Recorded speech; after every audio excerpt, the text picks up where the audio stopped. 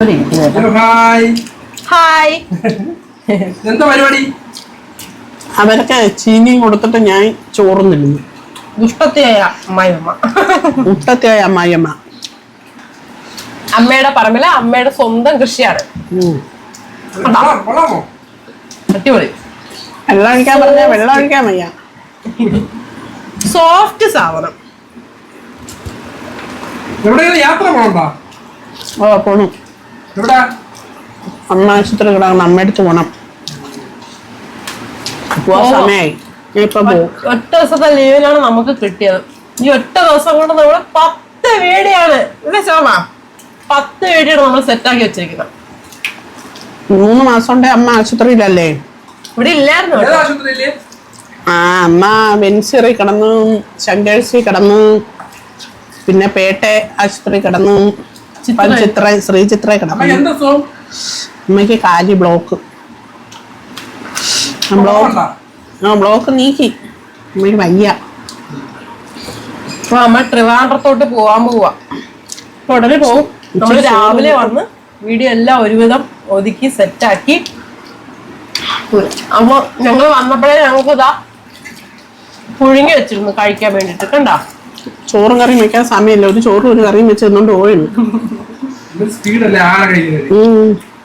കഴിത്തന്നെ video എടുക്കല്ലായിരുന്നോ നമ്മള്? വീട്ടിൽ എത്ര ദിവസമായി? ഇപ്പൊ ഇന്നലെ രാത്രി വന്നു. ഇന്ന് 3 മണിയായില്ല. ഇനി പോവാൻ പോണേ. 3 ദിവസമായി. ഉത്സവത്തിനൊന്നും ഇവിടെ ഇല്ലായിരുന്നു. എല്ലാം പോയി. ഒരുപാട് പേര് അമ്മയെ തിരക്കി. എല്ലാരും അമ്മയെ തിരക്കി. അമ്മ എവിടെ, അമ്മ എവിടെ? ട്രിവാൻഡ്രത്താന്ന് പറഞ്ഞ് മടുത്ത്. നമ്മളെ അച്ഛനമ്മ നമ്മള് നോക്കണ്ടേ? എന്നാലല്ലേ എന്റെ കോന്തം മക്കൾ എന്നെ നോക്കൂ. ദൈവത്തിനറിയാം നോക്കൂല്ലേന്നു. എന്നാലും മനസ്സിനൊരു വിശ്വാസത്തിനങ്ങ് ചെയ്യുന്നേ ഉള്ളു.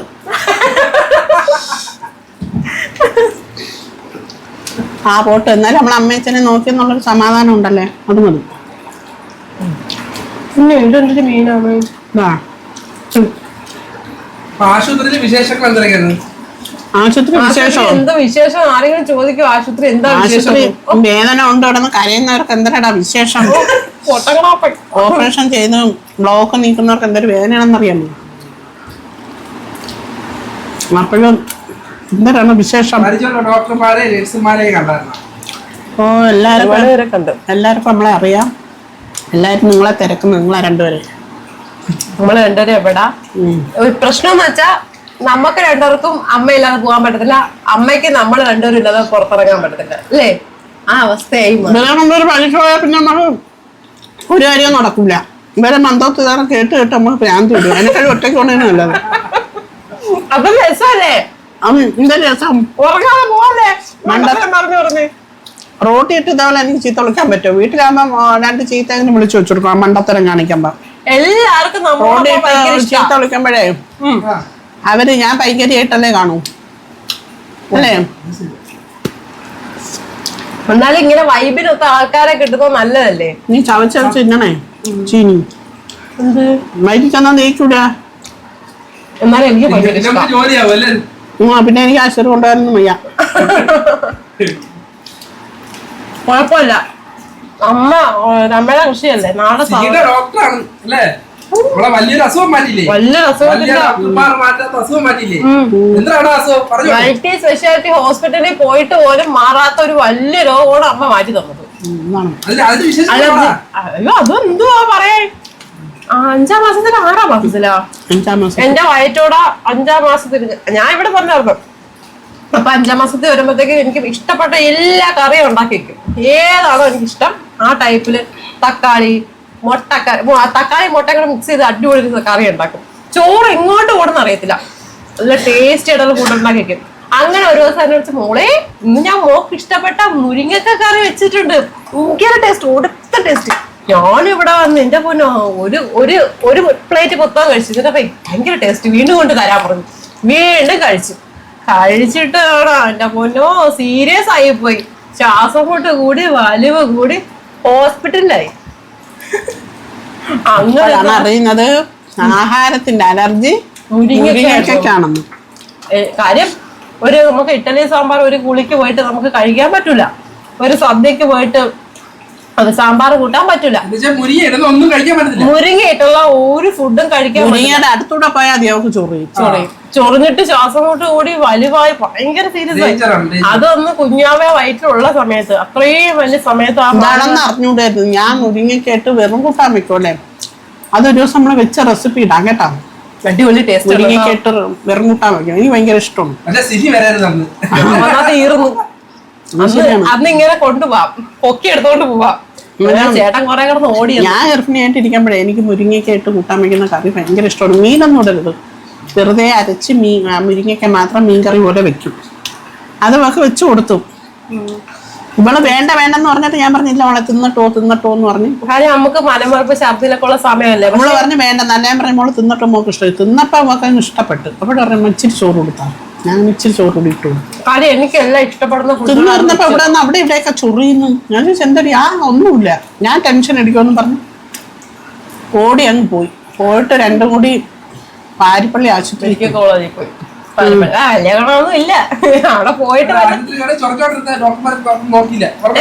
ഹോസ്പിറ്റലിൽ പോയിട്ടല്ല ഏറ്റവും വേഴ്സ്റ്റ് ആയിട്ടുള്ള അനുഭവമാണ് എനിക്ക് ഹോസ്പിറ്റലിൽ നിന്ന് ഉണ്ടായിട്ടുള്ളത്.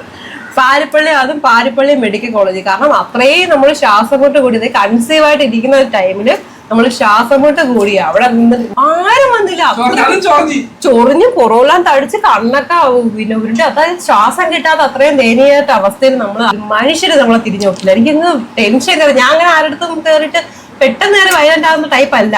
പക്ഷെ എനിക്ക് ഭ്രാന്ത് ഇവിടെ എന്താ ഹോസ്പിറ്റൽ ഇതാണ് മറ്റേതാണ് മറിച്ചെടുത്ത് പറഞ്ഞ എന്തൊക്കെയോ വായി തോന്നി വിളിച്ചിട്ടാണ് ഞാൻ നേരെ നമ്മുടെ മെഡിസിറ്റി മൾട്ടി സ്പെഷ്യാലിറ്റി പോയത്. പക്ഷെ അവിടെ പോയതിനു ശേഷം അവിടെ അഡ്മിറ്റ് ഒക്കെ ആയി കിടന്ന് ഭയങ്കര സംഭവമായിരുന്നു. ചുമ്മാതാണ് ആൾക്കാർ പ്രൈവറ്റിലൊക്കെ പോകുന്നത്. അപ്പോഴേ ഞാൻ പറഞ്ഞു നിനക്ക് മുരിങ്ങക്കേട്ട അലർജിയാണ് വെച്ചാൽ നീ മുരിങ്ങക്കേട്ട ഒരു സാധനം ഇപ്പം ഇന്ന വരെ അവക്ക് ശ്വാസം മുട്ടും വന്നിട്ടില്ല, ഒന്നും വന്നിട്ടില്ല. മുരിങ്ങയ്ക്ക് കല്യാണത്തിന് പോയാൽ സാമ്പാർ കൂട്ടൂല, അവിയൽ ഇടില്ല. മുറിക്ക് പോയാൽ ഇഡലി സാമ്പാർ ഉണെങ്കിൽ ചമ്മന്തി മാത്രം. അതെ എനിക്ക് അതുകൊണ്ട് ഏറ്റവും എന്റെ ലൈഫിൽ ഇപ്പൊ എനിക്ക് മറക്കാനാവാത്ത ഭയങ്കര ഒരു നന്ദിയും ഒരു കടപ്പാട് സ്നേഹവും എന്റെ ശോഭനയോടുണ്ട്. കാരണം എന്ന് വെച്ചാല് എനിക്കത് നോക്കി കഴിക്കാല. മുരിങ്ങയ്ക്ക് ഇടാത്ത ഫുഡ് എനിക്ക് എന്തായാലും കഴിക്കാൻ പറ്റുന്നുണ്ട്. അതിനുശേഷം ഇപ്പോഴും വരെ മോനിപ്പോ 1 വയസ്സാ പറയും ഒരു അസുഖം വന്നിട്ടില്ല. ഭയങ്കര ഞാൻ കടപ്പെട്ടിരിക്കുന്നു. അല്ലെങ്കിൽ ഞാൻ ജനിച്ചപ്പോഴേ തൊട്ടേ കടപ്പെട്ടിട്ടുണ്ട്. എങ്കിൽ പോലും ഇതെനിക്ക് വലിയ കടപ്പാടാണ്. ഞാൻ ഇതേപോലെ തിന്നുമ്പോഴേ മുരിങ്ങക്കേട്ട കറി അറിയാതെ കൊടുക്കും. ചൊറിയുന്ന ഒരു ഇളക്കനെ കാണാൻ നല്ല രസം. തട്ടിപ്പോവും പെണ്ണുമ്പുള്ള ഇടക്കിടക്ക് തിരിച്ചാ ചൊറിയും അത്രയുള്ളൂ. വിഷ്ണു എനക്ക് ഇനി കണ്ടേ വയറിറയോ അതാ നമ്മള് കക്കൂസി പോവോ? തിന്നണ്ട. അതുപോലെ നമ്മളിപ്പോ മെഡിക്കൽ കോളേജിന്റെ കാര്യം പറഞ്ഞല്ലേ, ഇപ്പൊ എനിക്കൊരു അനുഭവം വന്നപ്പോഴാണ് അവിടുത്തെ ആ ഒരു ഇത് മനസ്സിലായത്.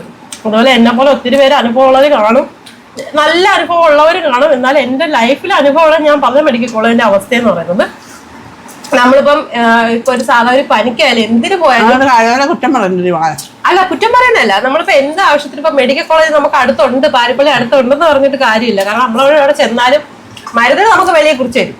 പിന്നെ ക്യൂ നീണ്ടു നിന്നിട്ട് അവിടെ സർക്കാർ ആശുപത്രിയല്ലേ മരുന്നല്ല ഇല്ലെങ്കിൽ അവരെന്തോണം ഡോക്ടർമാര്. അത് പറഞ്ഞേ ഞാനിപ്പോ സർക്കാരിന്റെയോ ഒന്നും അല്ല, അവിടുത്തെ അവസ്ഥ പറയതാ. അപ്പൊ നമ്മള് വരിവരിയായിട്ട് പോയി ക്യൂ ഒക്കെ നിന്ന് അവിടെ ചെന്ന് മരുന്ന് വയ്ക്കുമ്പോ പറയും ഇത് ഇവിടെ ഇല്ല, നിങ്ങൾ പുറത്തുനിന്ന് വാങ്ങാൻ പറയും. പിന്നെന്തിനാ? അതുപോലെ പിന്നെ ഭയങ്കര സീരിയസ് കേസൊക്കെ ചെന്നാലും നേരെ ട്രിവാൻഡ്രം മെഡിക്കൽ കോളേജിൽ പോകാൻ പറയും. പിന്നെന്തിനാ മെഡിക്കൽ കോളേജ്? എനിക്ക് അങ്ങനെ ഒത്തിരി നല്ല വേസ്റ്റ് ആയിട്ടുള്ള അനുഭവങ്ങൾ എനിക്ക് പേഴ്സണലി അവിടെ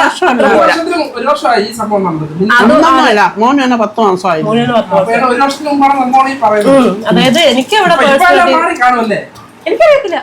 അതിനുശേഷം ഞാൻ പോയിട്ടില്ല. അവിടത്തെ സ്റ്റാഫുകളെ കുഴപ്പവും ഡോക്ടർമാരെ കുഴപ്പമില്ല. അവര് 100-200 വരെ ഒരു ദിവസം നോക്കും. നോക്കുമ്പോ അവര് തളർന്നു പോകും. അപ്പോഴവർക്ക് അതിൻ്റെതായ അതിനെപ്പറ്റി അറിയില്ല. അത് കൂടുതലും ആൾക്കാർ പ്രൈവറ്റിൽ ഇല്ലാത്ത കാശ് മുടക്കിയും പിന്നെ ആവശ്യമില്ലാതെ ആവശ്യമുള്ളതുമായിട്ടുള്ള ഹെൽത്ത് ഇൻഷുറൻസ് ഒക്കെ എടുത്ത് പോകുന്നതിന്റെ കാര്യം എനിക്ക് അന്ന് പിടി കിട്ടി.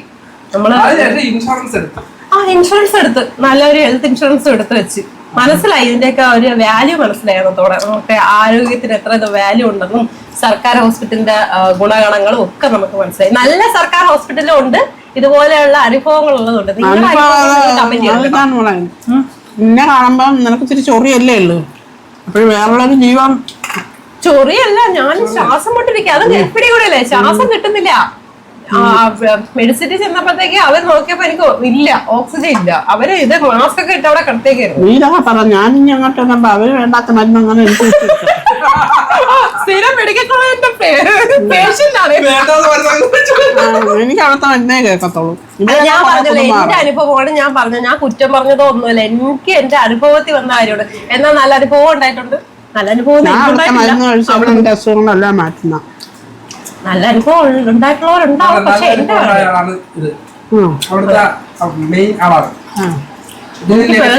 എന്റെ പാച്ചവർക്കെല്ലാം അവിടെ തന്നെ പരിശോധിക്കുന്നതും ചെയ്യുന്നതും. നമ്മളെ വേറെക്കും പോയിട്ടില്ല. മരുന്ന് ഇടക്കൊക്കെ ഇല്ലാതെ ഉള്ളു, അല്ലാതെയൊക്കെ കിട്ടും. നമുക്ക് വില കൂട്ടിയ മരുന്നൊന്നുമില്ല, വില കുറഞ്ഞ മരുന്നുകളെയാണ്. എല്ലാരും അങ്ങനെയൊക്കെ പ്രതീക്ഷിച്ചാ പോണേ. ചെറുപ്പക്കാർക്ക് പ്രാധാന്യം കൊടുക്കുന്നില്ലെന്ന്. അതുകൊണ്ടല്ല കുറെ നേരം ഇരുത്തിയപ്പോ എനിക്ക് വിഷമമായി പോയി കേട്ടോ. അതെനിക്ക് വിഷമമായി പോയി. ആരും മൈൻഡ് ചെയ്തില്ല, ആരും വന്നില്ല. നീ ഗർഭിണിയാണെന്ന് അവരറിയുന്നോ? വിളിക്കുന്നു വാ വാ വാ. അതെങ്കിലും അവര് നേഴ്സ് അങ്ങനെ തിരിഞ്ഞു നോക്കിയെങ്കിൽ എനിക്ക് വിഷമമില്ലായിരുന്നു. ആര് വരാനാ? കാര്യം നമ്മള് വേറെ വിഷയത്തിലോട്ട് പോയി.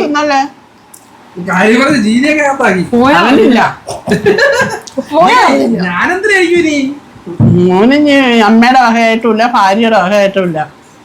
പക്ഷെ അതെന്താ അറിയോ, ഭയങ്കര ടേസ്റ്റ്. പോണോ അറിയുന്നില്ല, പഞ്ഞി പോലെ ഇരിക്കുന്നു.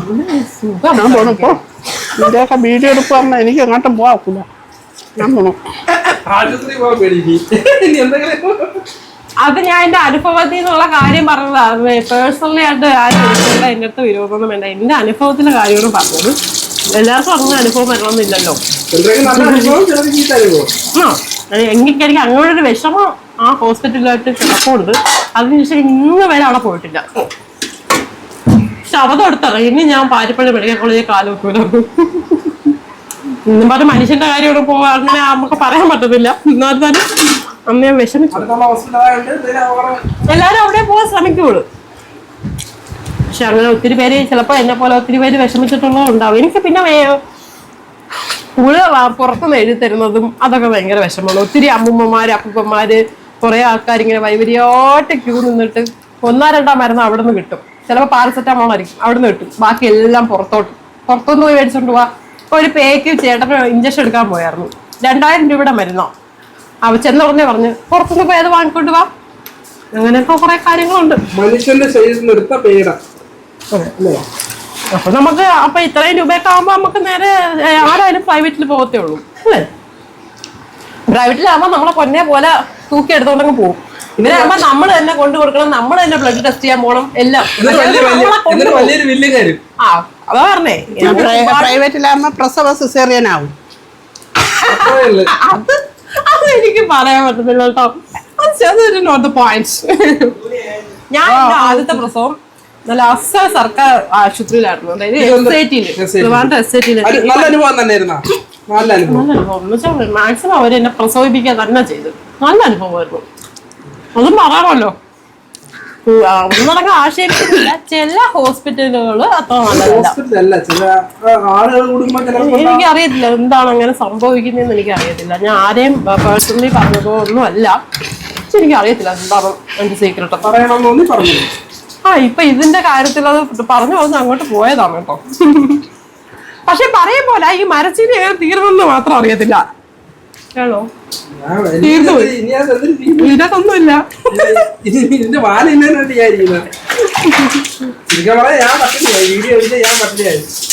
കഴിച്ചോ, നമുക്ക് വേറെ ഉണ്ട്, അവിടെ കിട്ടാം. സോറി. അപ്പൊ ഇന്ന് വ്ലോഗായിട്ടൊന്നും നമുക്ക് എടുക്കാൻ പറ്റില്ല. കാര്യം എന്താ, അമ്മളാ ഒരുങ്ങി പോവുക. കുറെ നാളത്തേക്കില്ല. 10 കണ്ടന്റ് എടുത്ത് വെച്ചിട്ടുണ്ട്. അപ്പൊ നമ്മൾ പല സമ്മതിക്കട്ടെ, 10 കണ്ടന്റാണ് ഒരു ദിവസം നമ്മൾ ചെയ്തേക്കുന്നത്. അപ്പൊ അത് എത്ര സമയം കൊണ്ട്? 3 മണിക്കൂർ കൊണ്ടല്ലേ? ടക്കായിരുന്നു. ഒരു 10 കണ്ടന്റ് ഉണ്ടാക്കണമല്ലോ. അത് വല്ലാത്ത. അയ്യോ, ഞാൻ ഉറങ്ങിയിട്ടില്ല, എന്റെ തല പോകുന്നു. ഇനി എനിക്ക്